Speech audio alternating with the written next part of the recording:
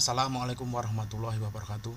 Jumpa lagi dalam BIMTEK Pendidikan Keterampilan Hidup Modul 3 Mengembangkan Hubungan yang Saling Menghormati, Pertemuan 13 Kesehatan Seksual bagian yang kedua. Pertemuan 13 ini Anda akan mempelajari lebih lanjut tentang kesehatan seksual bagian 2. Pada akhir pertemuan ini Anda diharapkan mampu untuk memfasilitasi siswa-siswi dalam mengenali faktor-faktor risiko dari penularan IMS dan HIV, serta mempertanyakan kembali asumsi-asumsi tentang risiko HIV dan mitos-mitos serta fakta-fakta umum seputar penularannya. Selamat belajar.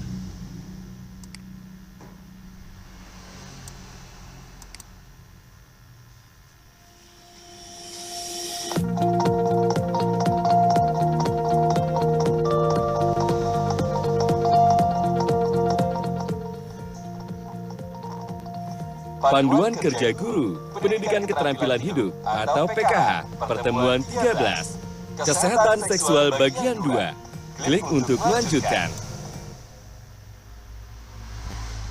Perhatikan petunjuk penggunaan modul ini.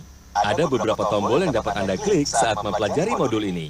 Tombol selanjutnya, tombol kembali, tombol indeks, tombol audio, tombol pesan penting, keterangan halaman. Jika Anda menemukan instruksi seperti ini, maka kliklah semua ikon yang ada pada slide tersebut. Silakan klik kotak hijau jika Anda sudah mengerti. Selamat belajar!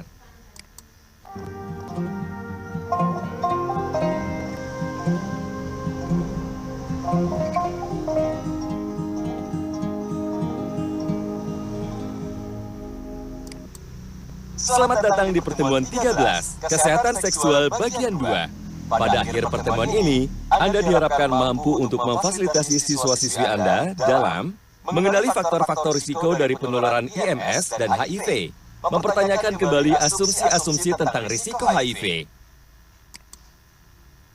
Setelah siswa-siswi sudah mengenali bermacam-macam infeksi dan virus yang menular secara seksual, gejala-gejala serta pengobatannya, kali ini Pak Justinus dan Bu Silvi memberikan pengetahuan mengenai faktor-faktor risiko dari penularan IMS dan HIV, serta asumsi-asumsi tentang risiko HIV. Terkadang kita berasumsi salah terhadap siapa yang berisiko tertular HIV berdasarkan gender, seksualitas, umur, atau latar belakang pekerjaan mereka. Satu-satunya hal yang meningkatkan risiko tertular IMS dan HIV adalah perilaku-perilaku yang terlibat di dalamnya.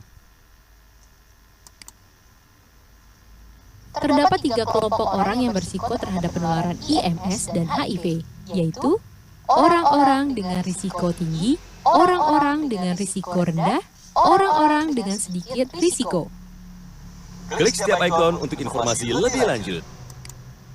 Risiko tinggi, mereka yang tidak pernah menggunakan pengaman ketika melakukan hubungan seks meskipun mereka sudah menikah, dan atau mereka yang sering berbagi jarum suntik dengan pengguna obat-obatan yang lain. Risiko rendah, mereka yang tidak pernah melakukan hubungan seks atau mereka yang aktif secara seksual tetapi selalu menggunakan pengaman, dan atau mereka yang tidak pernah berbagi jarum suntik meski mereka pengguna obat-obatan. Sedikit risiko, mereka yang melakukan transfusi darah di rumah sakit dapat berisiko bila darah tersebut tidak melalui proses penapisan atau screening dari kuman atau virus terlebih dahulu. Seseorang dapat tertular IMS atau HIV meskipun baru melakukan hubungan seks sekali. Gay, homoseksual. Pak Justinus mengingatkan kepada siswa-siswi bahwa perilaku berisiko yang utama dalam peningkatan risiko seseorang tertular HIV adalah melakukan hubungan seks tanpa pengaman dan berbagi jarum suntik dengan orang lain. Berikut informasi penting mengenai HIV atau AIDS. Klik gambar amplop untuk informasi lebih lanjut. HIV atau Human Immunodeficiency Virus merupakan virus yang menyerang sistem imun atau kekebalan tubuh dengan memasuki tubuh, kemudian mengendalikan sel-sel darah putih, sel yang membantu sistem imun atau kekebalan tubuh melawan kuman dan virus. AIDS, HIV dapat menyebabkan AIDS, Acquired Immunodeficiency Syndrome. Jika tidak segera diobati, AIDS adalah keadaan di mana sistem imun atau kekebalan tubuh tidak dapat lagi memenuhi perannya untuk melawan infeksi dan penyakit. Seseorang diperkirakan memiliki AIDS ketika jumlah sel darah putih mereka menurun di bawah angka 200.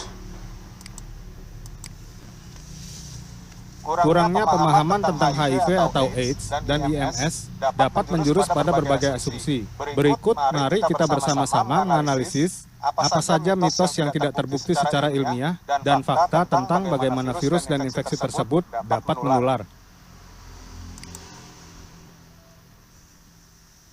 Tentukan pernyataan di bawah ini yang termasuk ke dalam fakta atau mitos.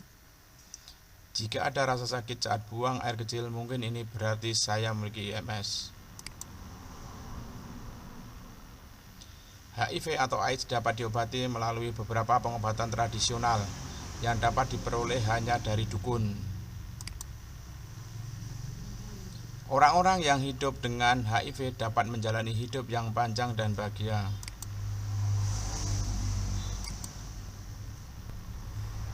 Tentukan pernyataan di bawah ini yang termasuk ke dalam fakta atau mitos. Saya tidak tahu ketika seseorang positif terinfeksi HIV berhubung gejala-gejalanya jelas atau mudah terlihat. HIV atau AIDS dapat diobati atau disembuhkan dengan doa. Beberapa tetapi tidak semua. IMS dapat diobati secara mudah menggunakan pengobatan antibiotik.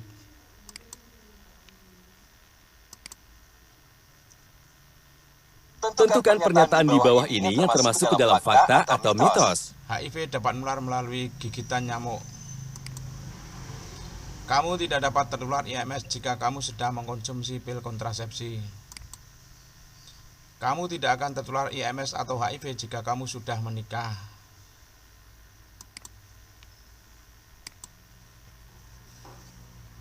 Tentukan pernyataan di bawah ini yang termasuk ke dalam fakta atau mitos. HIV hanya menular pada gay atau homoseksual.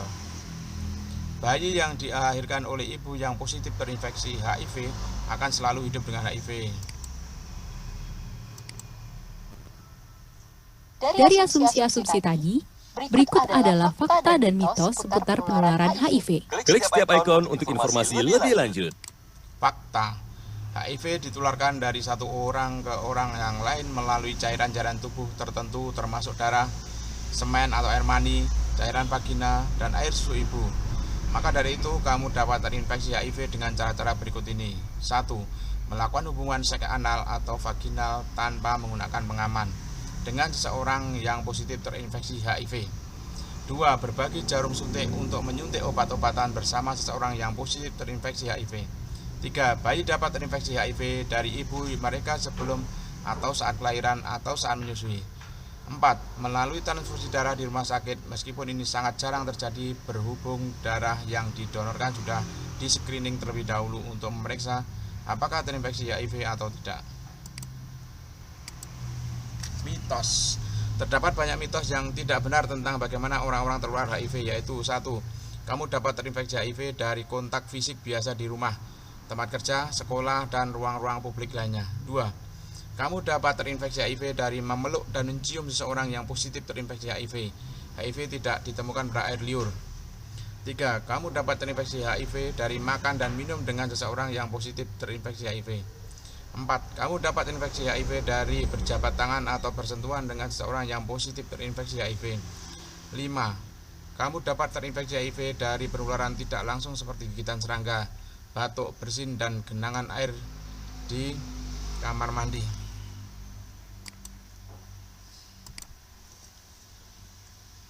Begitu kiranya mengenai faktor-faktor risiko dari penularan serta asumsi-asumsi IMS dan HIV. Apakah Anda sudah memahaminya? Jika sudah, kerjakan latihan pada halaman selanjutnya. Gay atau homoseksual yang melakukan hubungan seks tanpa pengaman merupakan orang-orang yang memiliki risiko? Pilih satu jawaban yang tepat. Risiko tinggi.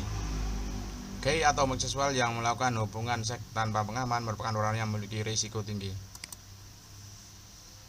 Manakah dari pernyataan berikut yang merupakan mitos tentang HIV dan AIDS? Pilih 3 jawaban yang tepat.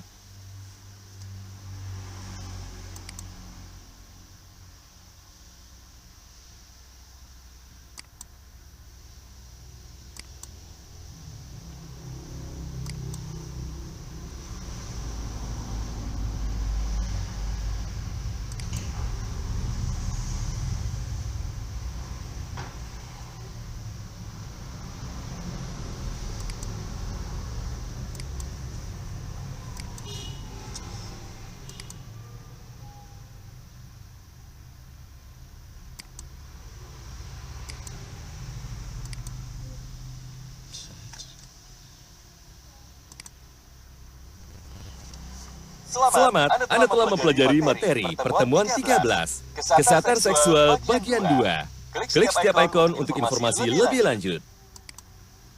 Faktor risiko dari penularan. Faktor risiko dari penularan terdapat 3 kelompok orang yang berisiko terhadap penularan IMS dan HIV, yaitu orang-orang dengan risiko tinggi, risiko rendah, dan sedikit risiko. Risiko tinggi, mereka yang tidak pernah menggunakan pengaman ketika melakukan hubungan seks meskipun mereka sudah menikah, dan atau mereka yang sering berbagi jarum suntik dengan pengguna obat-obatan yang lain. Risiko rendah, mereka yang tidak pernah melakukan hubungan seks atau mereka yang aktif secara seksual tetapi selalu menggunakan pengaman, dan atau mereka yang tidak pernah berbagi jarum suntik meski mereka pengguna obat-obatan.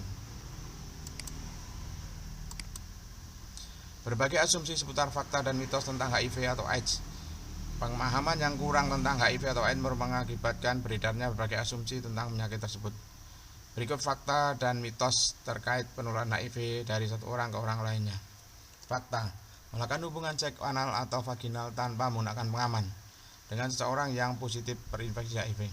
2. Berbagi jarum suntik untuk menyuntik obat-obatan bersama seseorang yang positif terinfeksi HIV.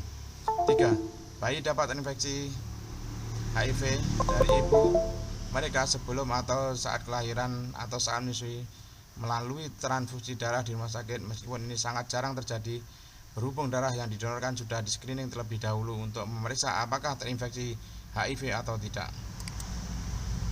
Mitos: kamu dapat terinfeksi HIV dari kontak fisik biasa di rumah, tempat kerja, sekolah, dan ruang-ruang publik lainnya. 2. Kamu dapat terinfeksi HIV dari memeluk dan mencium seseorang yang positif terinfeksi HIV. HIV tidak temukan di air liur. 3. Kamu dapat infeksi HIV dari makan dan minum dengan seorang yang positif terinfeksi HIV. 4. Kamu dapat infeksi HIV dari berjabat tangan atau bersentuhan dengan seorang yang positif terinfeksi HIV. Nomor 5. Kamu dapat terinfeksi HIV dari penularan yang tidak langsung seperti gigitan serangga, batuk, bersin, dan genangan air di kamar mandi umum. Demikian tadi tentang